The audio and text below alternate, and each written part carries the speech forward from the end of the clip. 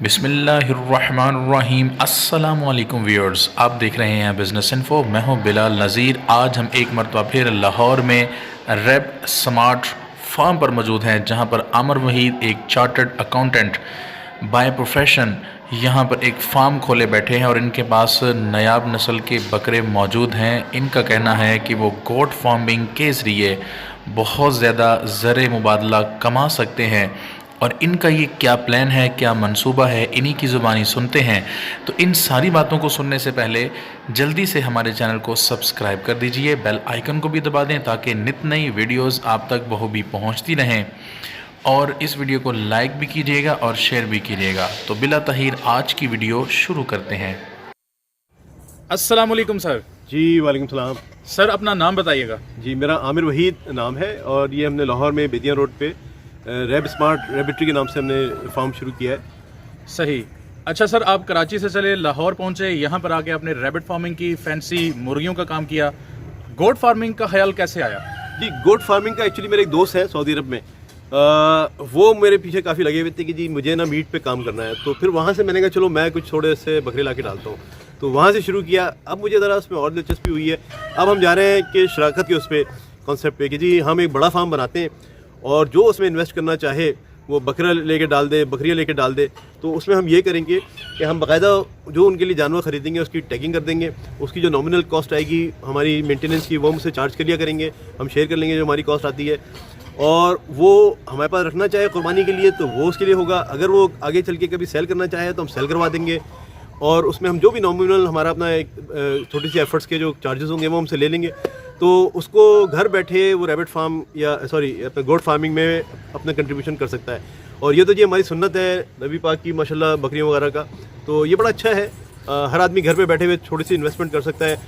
और हम शराकत में बेसिकली होता ये है कि मैंने अगर फ़र्ज़ करें 1000 बकरों का फार्म डालना है तो बंदे तो मैंने वही 4 ही रखने हैं ना उनको मेंटेन करने के लिए।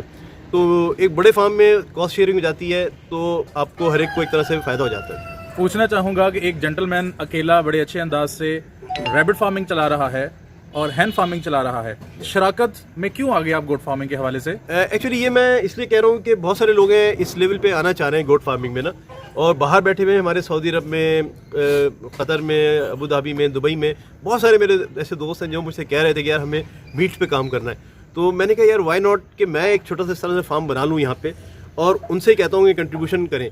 फिर मुझे ख्याल आया कि भाई ऐसे लोग भी हैं जो बेचारे उनके पास कैपिटल कम है, कल को वो जॉब छोड़ के अगर पाकिस्तान वापस आएंगे तो उनको कोई अपना कारोबार करना है, क्या करेंगे।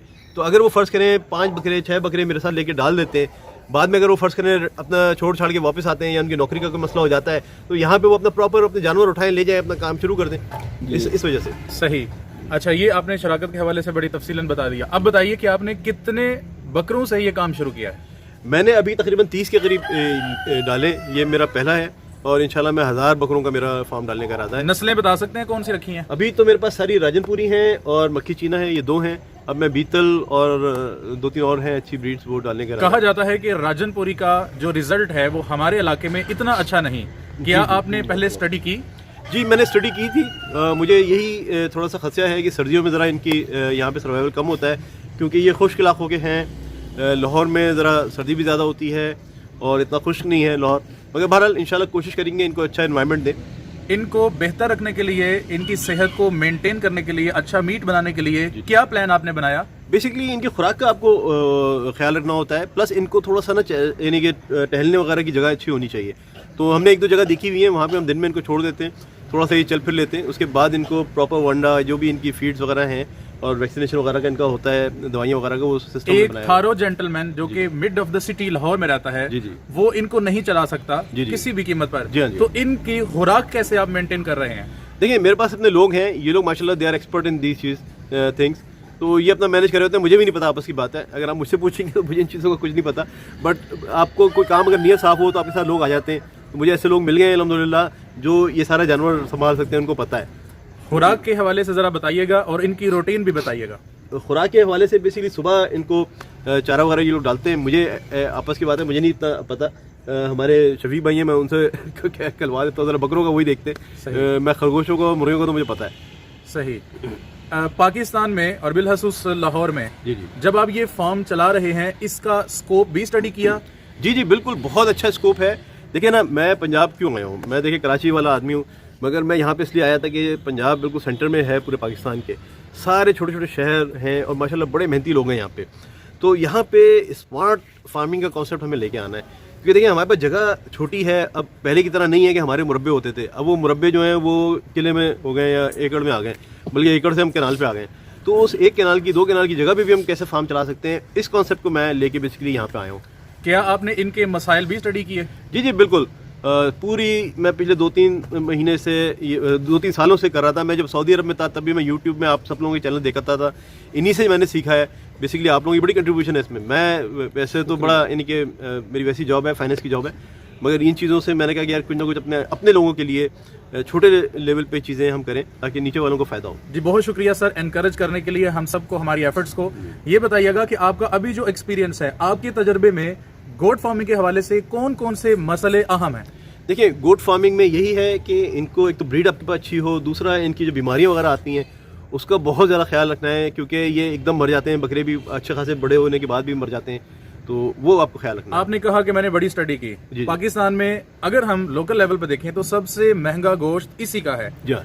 आपका क्या प्लान है कि कितना बड़ा और कितना वजन बकरे का होगा तो फिर हम सेल करेंगे? अभी इस लेवल पे तो खैर मैं नहीं पहुंचा हूँ, मगर ये कि अल्हम्दुलिल्लाह ये कि यानी 50-60 किलो से कम तो ज़्यादा का होगा, तभी वो आपको इन्हें अच्छी प्राइस मिलेगी इस पे। सही। जितना अभी आपने ये काम शुरू किया है, अब तक का सफर आपका कैसा रहा? नहीं, बड़ा अच्छा है माशाल्लाह। मुझे तो कोई ऐसी मोर्टेलिटी वगैरह कोई ऐसी चीज़ नहीं हुई। इसके साथ बकरों के साथ इवन आप जैसे कच्चे वगैरह होते हैं वो भी डाल सकते हैं, उस तरह की चीज़ों में भी आप आ सकते हैं मीट के ऊपर। सर राजनपुरी अभी यहाँ पे लाहौर में क्या बता रहे हैं, अभी तक परफेक्ट जा रहा है आपके पास? जी अल्हम्दुलिल्लाह अभी तक तो बहुत अच्छा जा रहा है, और मेरे जो साथ हैं बंदे, उन्होंने सबों ने अच्छा एक्सपीरियंस उसमें बताया। बड़ी डिमांड है इनकी लाहौर में जी। कितना अर्सा हो गया यहाँ पे इस फॉर्म ये में? तकरीबन 2 महीने हो गए जी। सर कितने लोग इनको संभाल रहे हैं, यानी लेबर के बारे में बताइएगा। लेबर बस 2 ही बंदे हैं मेरे पूरे फार्म में। जी हाँ जी हाँ। ये बकरे और ये सारा जो फार्म है, ये 2 बंदे बकरे, संभाल रहे हैं। मुर्गियाँ, खरगोश, ये सब ये लोग संभाल। आपने पहले उनकी फिजिबिलिटी बताई है, इनकी भी बता दें कि इनका 30 बकरों का पर डे जी जी। कितना खर्च है? इनका तकरीबन पर डे कोई मेरे ख्याल में 500 के करीब इनका खर्चा आता है। रफली 500-600 तक ये आ जाता जी, जी, होगा। आ जाता है। तो क्या आपका प्लान है कि ये 500-600 जब ये अपनी उम्र तक पहुंचेंगे और आपके प्लान के मुताबिक पहुंचेंगे तो ये सारे रिटर्न हो जाएंगे? जी जी इंशाल्लाह, क्योंकि देखिए ना अभी ये कि शुरू में ज़्यादा खर्चा आ रहा है। बेसिकली ये कि शुरू में ऑब्वियसली हमें इतना तजुर्बा भी नहीं है, आहिस्ता आहिस्ता ये कॉस्ट खुद ही कम हो जाएगी। थोड़ा सा हम कुछ चारा खुद भी लगा रहे हैं। इसमें असल चीज़ ये होती है कि इसके चारा ना आप खुद अपना उगाएं, उस वक्त आपको फ़ायदा होता है। अभी तो हम खरीद रहे हैं तो हमें ज़्यादा का पड़ रहा है। सब्ज चारा कहाँ से खरीदते हैं और कितने में मिलता है लाहौर में? लाहौर में करीबी हमारे हैं जगहें, तो ऐसी यानी 5 रुपये kg के हिसाब से भी मिलता है, कभी सीज़न में अप एंड डाउन होता है, 10 रुपये 15 रुपये। वो इनके लिए अनफ होता है? जी जी काफ़ी होता है। साइलेज वगैरह डालते हैं इन्हें? जी हाँ, साइलेज वगैरह भी है और पूरा वंडा वगैरह बनाते हैं इनका।